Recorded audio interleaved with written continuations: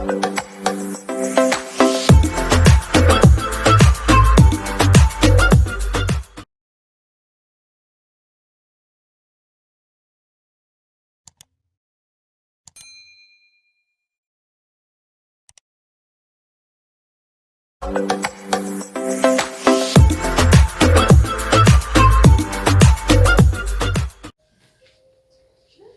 عليكم البنات، كي دايرين؟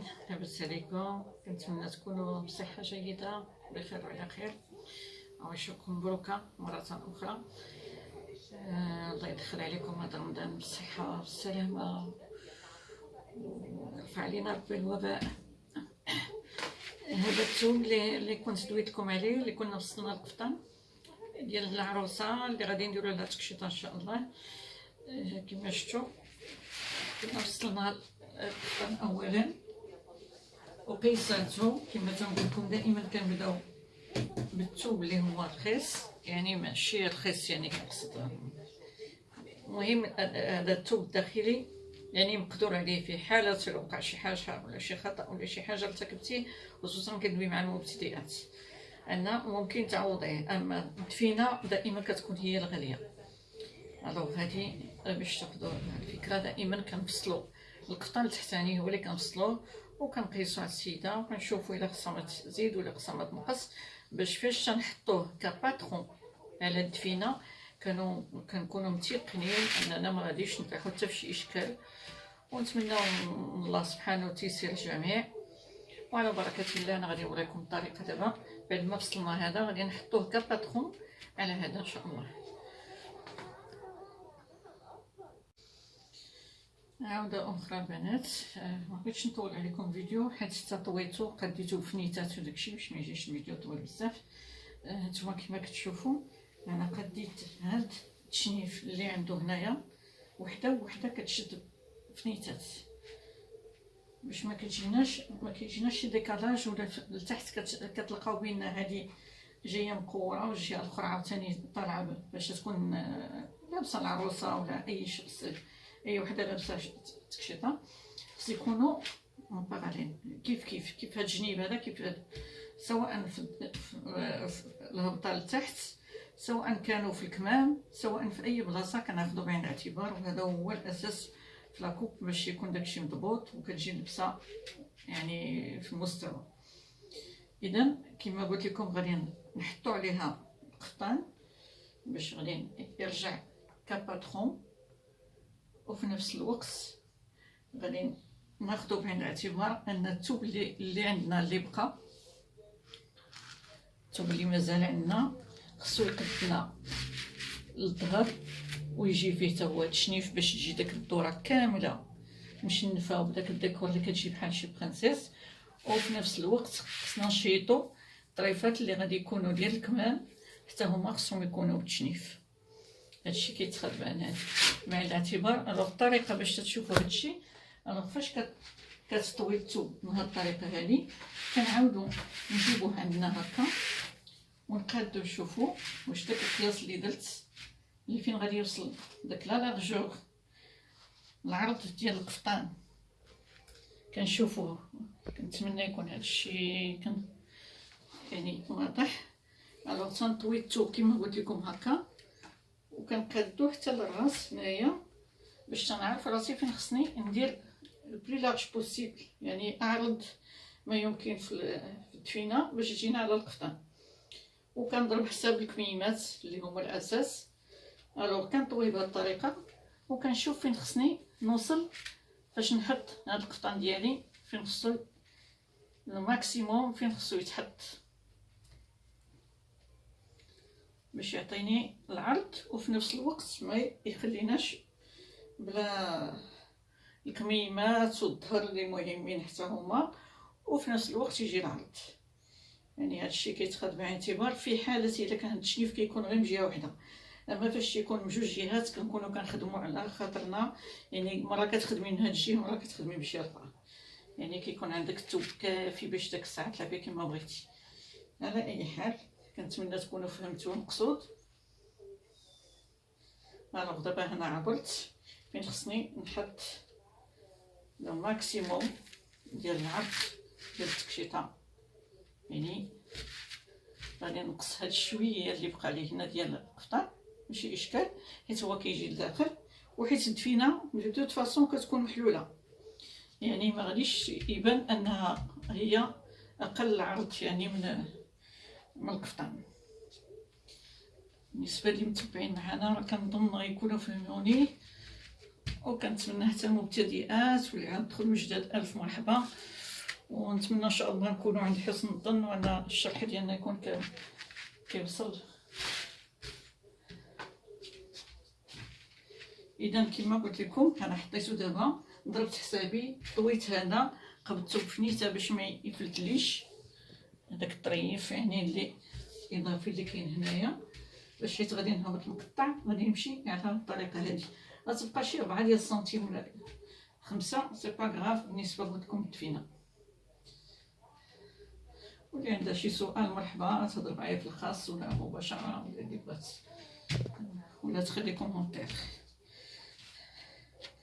الوغ شنو كاين عاوتاني؟ كنجيو لهنا اللي نسيت ما قلت لكمش ان التكشيطه دابا نورمالمون داك التشنيف كاين اللي يقدر يديرو في الهبطه. الوغ هكا ما كيلقاش يعني يقدر يديرو سامبل وتجي تكشيطه عاديه جدا، ما غيجيش داك لو شارم ديال داك التشنيف اللي كيكون لتحت اللي هو اللي كيعطي داك الديكور ديال لا برانسيس. الوغ دابا حنا درناه بالعكس ديالو باش غتجينا لا ديكوب غادي يجينا في لاطاي.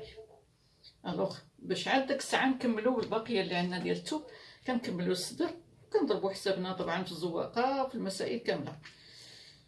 الوغ الطول دابا كما كتشوفوا هذا هو القياس اللي عندنا ديال الطول، يعني الدفينه ما واصلاش حتى للراس ديال كما كتشوفوا. اش غنديرو دابا؟ كنديرو لا ديكوب كتجينا في لاطاي، لاطاي طبعا كتحزم عليها وفي نفس الوقت كدوز بطريسنا داكشي متوبل زعما ماشي، وكتغطى بالحزام. هادشي كيدار بجميع التكاشط اللي من هاد النوعيه هادي، ما كاينش حل اخر من غير هاد القضيه هادي، وهي افضل باش كتعطي داك الجماليه ديال التكشيطه من التحت.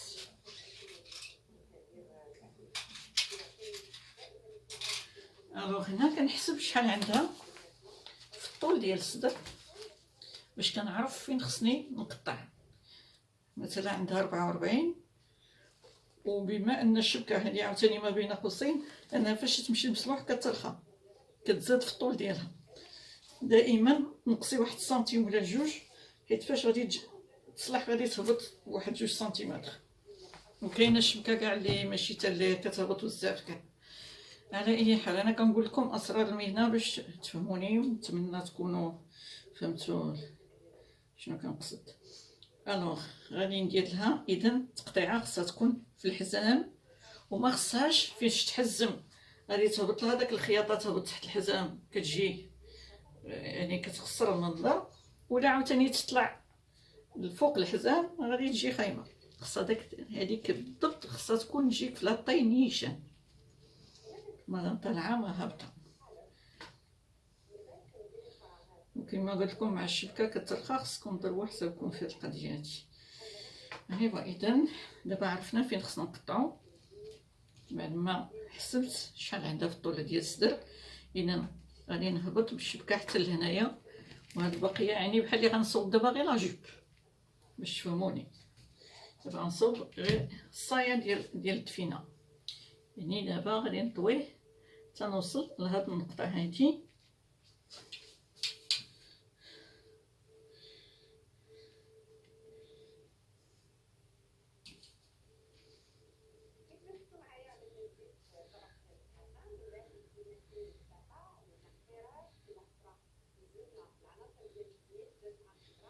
باش ما تجيهاش هابطه وما تجيهاش طالعه.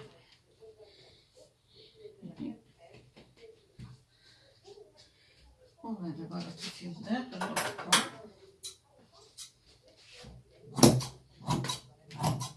كتخليو جوست غير القياس اللي غادي يتخيط، ميم با سنتيم واحد اللي كتزيدو على حساب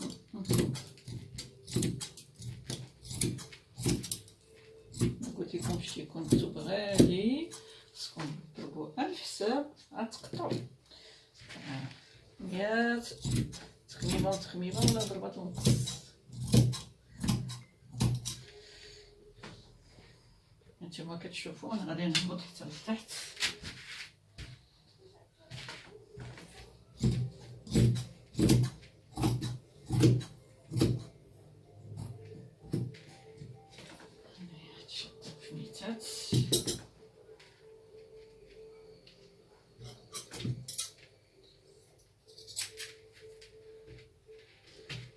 كنقصد ان الحاشيات ديال الثوب خصهم يكونوا غاديين بنفس، ماشي هادي مثلا طالعه وهاد الجهه هادي غتجيني هابطه، وفاش يجي تخيط غادي تلقاي واحد الديكالاج. خصو يكون داكشي معبور ومشدودين في نيتات وقديهم قبل ما تقطعي، باش حتى الخياط يعني الصانع ديالك ولا هذا اللي كيخدم معاك غادي ما يلقاش مشكل، يخدم هو مرتاح. واللي كتخدم بوحدها طبعا، واللي كتخدم بيديها كلشي ممكن.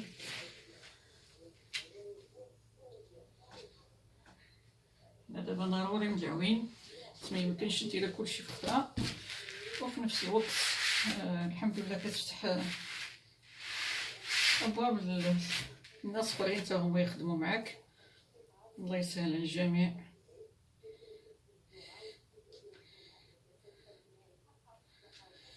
اذا دابا عاد غادي نرجع عاوتاني كما قلت لكم،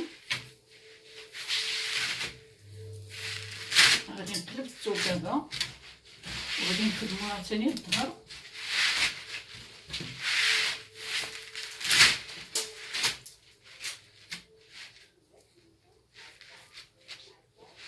مع مراعاة الثوب اللي غادي يبقى لينا الكمام كما قلت لكم.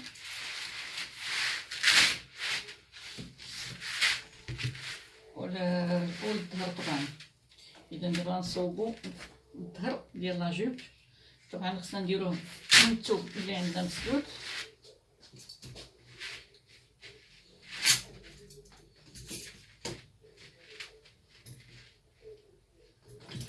كنقادوه، واخا تسمحوا لي غنطول عليكم شويه، انما هادشي كيطلب يعني احتياطات اللي خصك تحتاطي وتخدي باش عاد كتقطعي. وكنحط هذا عاوتاني بنفس الطريقه، وكنراعي التشنيف باش يجيني كيف كيف كما قلت لكم.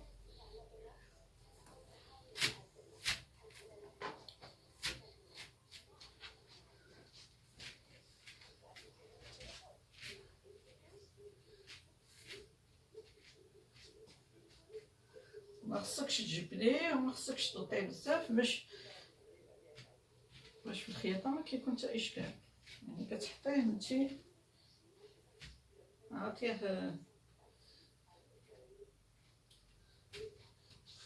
عطيه راحتو باش يتحط مزيان، يعني ماشي مجبد ولا. الوغ تنقادو هاد الشنيف اللي عندنا لتحت، خصهم يكونوا مقادين كاملين.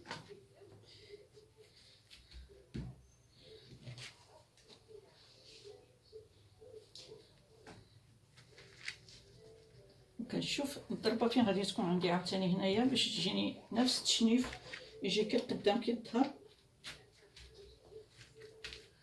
وها البقيه اللي غادي تبقى لي، يعني هاد الطريف اللي غيبقى، ها هي الدفينه واصله حد هنا. الوغ هاد البقيه اللي غتبقى هي اللي غتكون الكمام، وداك الطرف اللي غادي يبقى من هنا هو اللي غادي نستعملو الصدوره اللي باقي ما درناهمش. اذا كما كتشوفوا الثوب كافي، خصك غير تعرفي كيفاش تخدميه وكيفاش تفصليه وكيفاش تقديه. طبعا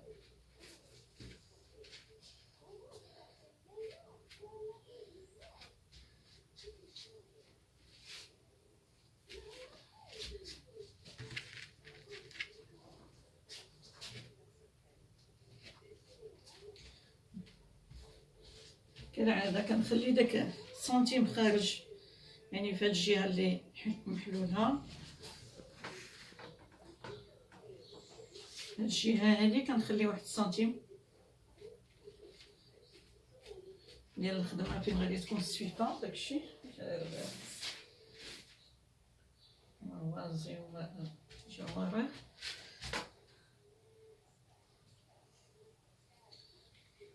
دابا هنا عندي جوج طرفه غادي نطوي هذا باش يبان ليا فين خصني نقطع، كيعطيني باش ما يجيوش كي الفوق كي لتحت، ما كيخليكش تشوفي داكشي كما ينبغي.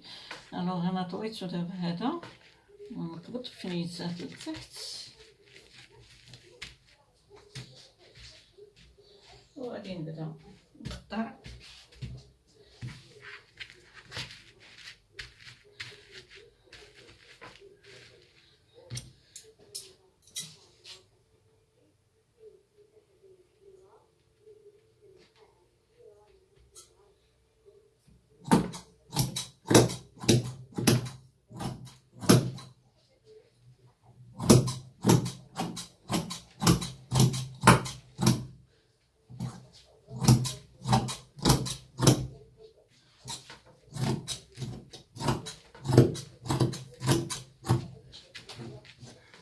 تعاونوا بيديكم باش يجي تقطيعه مقادة.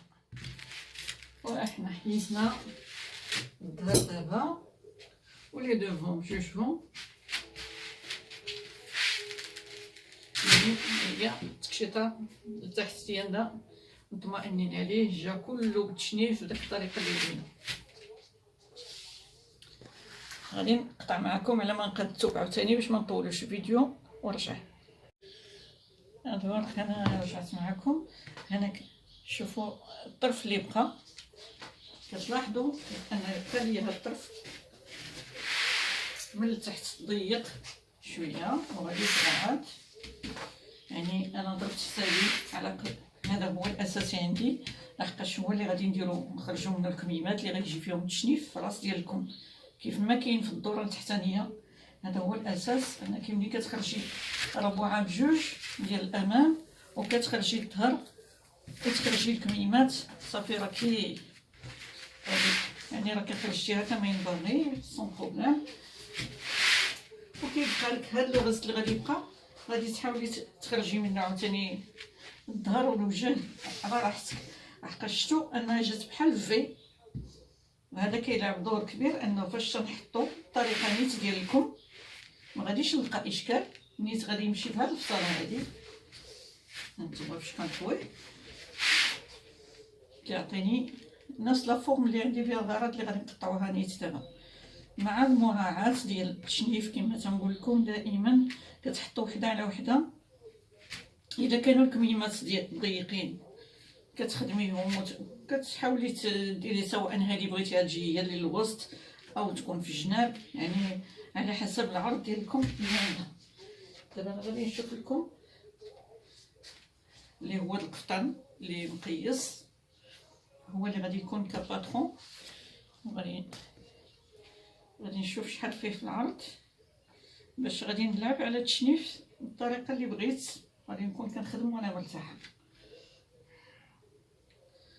الوغ كما كتلاحظوا لكم ضيق من هادو، سيتادير انا كنت خايفه الا ما تجينيش هاد التشنيف ما يجينيش في هاد سميتها في الوسط، ولو انها ماشي مضرور يعني ممكن يدار، الا انني كتعجبني داك الجماليه ديالها كتجي في الوسط كتعطي واحد الشارم زوين. اذا دابا غادي نطوي شويه الثوب باش نمشي لهاد الزوقه فين كاينه عندي ديال التشنيف. بما ان عندنا الثوب كافي غادي علاش لا ما نبدعوش فيه وناخذ راحتنا نخرجوا في المستوى المطلوب ان شاء الله. نحاول نقاد الزواقات و ميم طون كنشوف واش هذاك العبار هو هذاك بالنسبه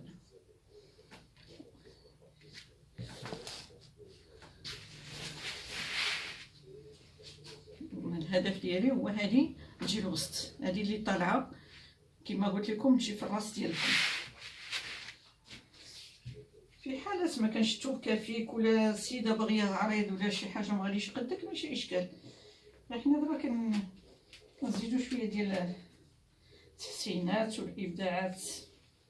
ضروري خصكم تبدعوا شويه، واخا السيده ما غاديش تطلب ما غاديش تاخذها حتى بعين الاعتبار وربما ما غتردلهاش البال كاع، انما انت خصك يكون عندك واحد اللمسه فنيه باش كتبدعي شويه وكتزيدي تكملي مع عقلك. وهذا هو باش يتميز كل واحد على الاخر.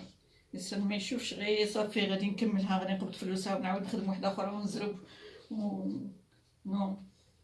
هذيك تتولي مع المده كتولي خدمه سواقيه وما كيكونش عندك شي تميز. يحاول الانسان يكون فنان وكيخدم بنيته قبل من كل حاجه، وربي كيسخر. ورحم الله من عمل عملا واتقنه. اذا هانتوما كتشوفوا انا حطيت لكم دابا غادي تجيني داك اللعيبه اللي قلت لكم في الراس ديالكم ان شاء الله، وراكم غادي تشوفوها فاش غتكمل غادي نصورها لكم وغادي تلاحظوا هاد القضيه اللي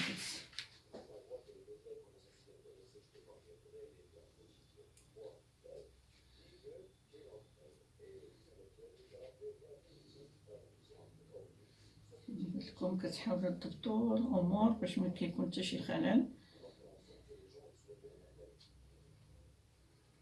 الثوب راه كيتجمع، يعني خصك تحضي معاه.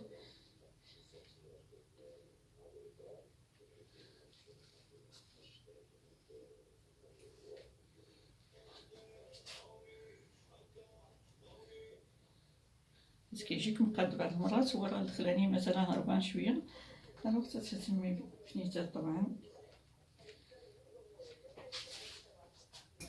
ودابا غادي نقطعو ديالنا.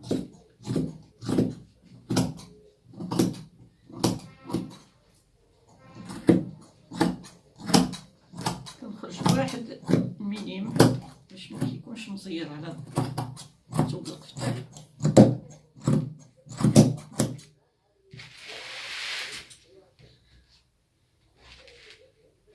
وحنا كملنا. ها الكميم جا كيما قلت لكم، غادي يجي في الراس ديال اليد.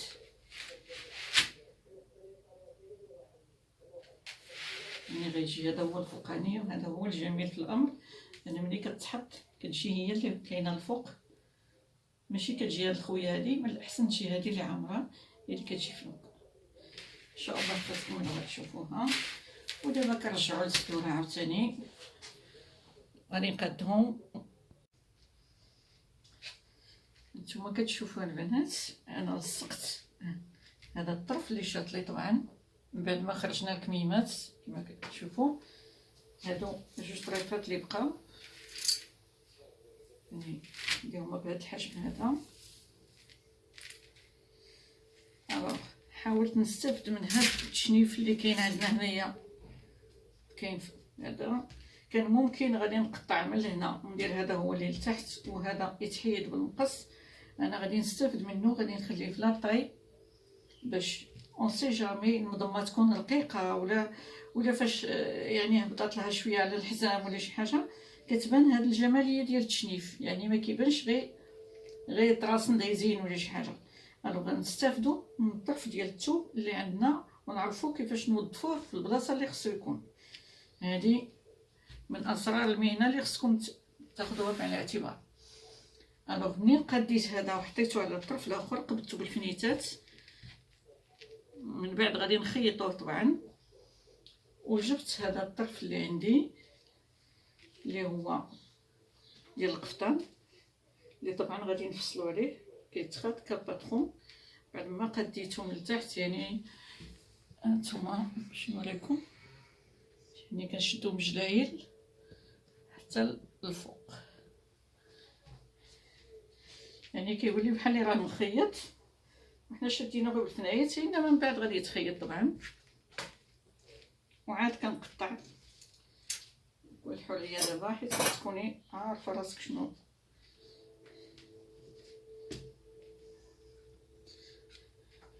كما قلت لكم هذه مهمه جدا هاد القضيه ديال التشنيف. فاش تجي في لاطاي ما كتخليكش يعني يوقع داك الاشكال ديال الحزام الا كحزم بلاصتو ولا شي حاجه. اذا غنقطعوها زين.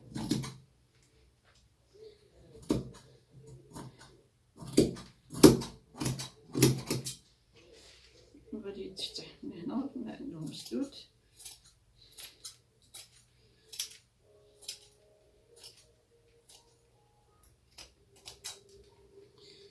هادشي كله كتقبطوه بالفنايات. كما تنقول لكم راه هاد المساله مهمه جدا، باش فاش تقطعو كيجي داكشي كله زوقه مقرمه مع خصنا، ما تلقايش اشكال نهائيا. انما الا غير حطيتي التوب عشوائي هكاك وبديتي تقطعي راه تقدري طيحي في اشكالات. الله تكونوا فهمتوني. اذا هذا حنا دابا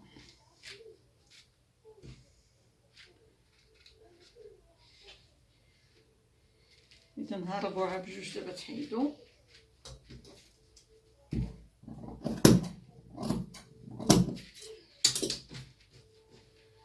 يعني كيولي لنا كانه بياسه وحده بعد ما خلينا التشنيف اللي قلت لكم مزوق من التحت وضربنا حسبنا لكلشي.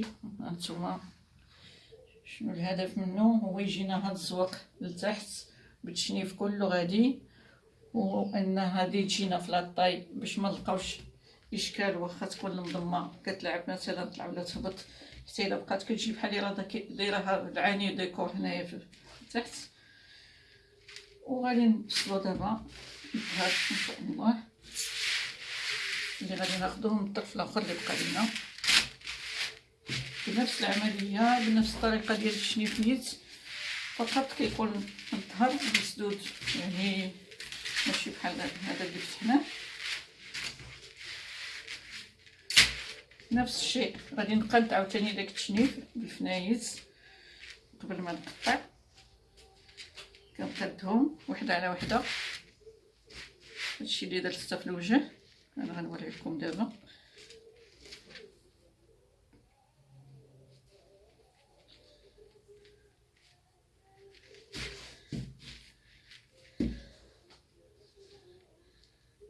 هادو هما اسرار لاكوب باش تكون فاش تطلع تكشيطه كتقولي واو، يعني كتجي في المستوى اللي حلمتي بها واللي تمنيتها تكون. متقوليش راه غير الثوب زوين صافي راه معليش واخا ما تجيش هادي مقاده مع هادي ولا لا، حاولي ما امكن تقاديها كما ينبغي باش تعطيك. انا دابا غادي نحاول نقاد عاوتاني هاد الطرف اللي درت اللي هو مفتوح، غادي نحطو على هادشي اللي قاديت دابا يكون بنفس العبار.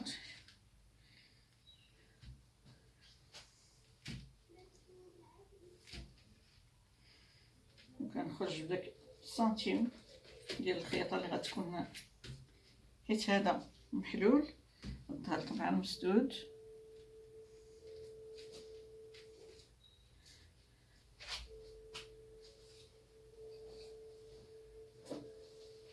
كنعاود نتاكد من الكتاف واش هما هادوك، ما كيحسليش الثوب لهنا ولا لهنا.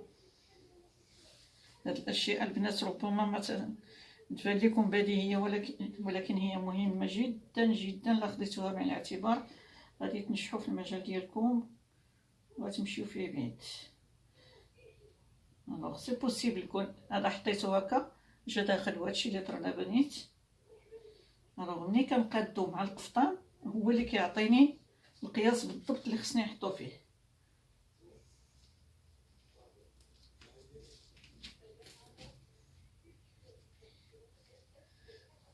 الكتاف بالخصوص سينو راه غادي يجيك اما الكتاف مزيرين ولا غادي يجيو واسعين اكثر من القفطان. ودابا طبعا غادي نهبط غير بجوج ديال السنتيم، راكم عارفين ان الظهر ما كيكونش محفور. وغادي نقطع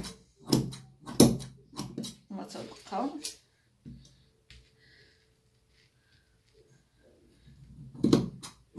هنا. غادي نخرج بداك سنتيم ونص اللي كنديرو ما بين الكتفين، راكم عارفينو ما كيجيش محفور بنفس الطريقه اللي دايره لقدام.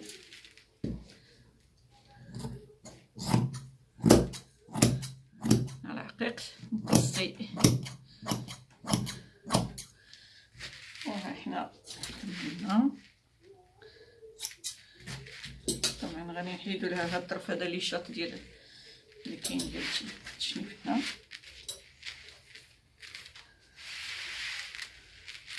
وهذا عاوتاني غادي يتلصق مع لاجيب ديالو كما درنا في هذه، وغادي تكون التكشيطه سالات. وكنتمنى تكونوا فهمتوا هذا الدرس مزيان، وراه الحقيقه راه مهم جدا، حيت هاد الفصله هادي شويه صعيبه يعني، وهي اللي كنستعملوها الاكثريه في التكاش ديال العريسات، ديال البنيتات، ديال الخطوبه، ديال اي مناسبات. في جميع المناسبات كنحتاجوا تويبات هكا في المستوى اللي كيكون فيهم داك التشنيف. اذا واخا يكون الثوب رخيص، الا كان فيه داك التشنيف ضروري خصنا نديرو هاد العمليه باش كيعطيك داك الجماليه وكيبان كانه ثوب ما شحال كيسوى. كنتمنى تكونوا فهمتوا الدرس، وانني نكون عطيت واحد شويه ديال المعلومات. وشكرا لكم على التعليقات ديالكم، وكنتمنى منكم الدعاء ولا لايك، وانكم اللي كيدخل عندنا يتابونا مرحبا به، باش يشوف الجديد دائما خصكم تفعلوا الجرس. وشكرا لكم. والاهم هو الدعاء. حنا بغينا هاد القناه هذه تكون يعني صدقه جاريه لجميع البنات ان شاء الله يا ربي، سواء بقينا بالحياه ولا ما بقيناش، انها تبقى كذكرى. وهذا هو اهم شيء، ماشي لي لايك ولا اننا بغينا نطلعوا بالقناه. هذا الاساس هو ان الانسان يستافد. وشكرا لكم مره اخرى، والى اللقاء في فيديو اخر. السلام عليكم ورحمه الله تعالى وبركاته.